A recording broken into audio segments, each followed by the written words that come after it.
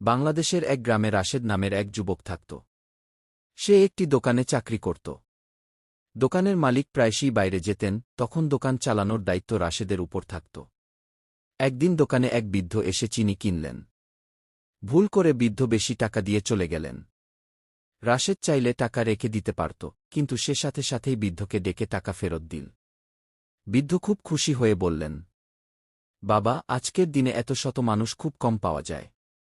আল্লাহ তোমাকে বরকত দান করুন। এই ঘটনা দোকানের মালিক শুনলেন। তিনি রাশেদের সততায় এতটাই মুগ্ধ হলেন যে কিছুদিন পর দোকানটা রাশেদের হাতে তুলে দিলেন।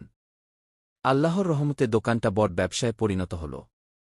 রাশেদ বুঝল, হারাম টাকা সাময়িক লাভ দিলেও বরকত কেড়ে নেয়, কিন্তু হালাল ও সততা জীবনে আল্লাহর রহমত ও বরকত নিয়ে আসে।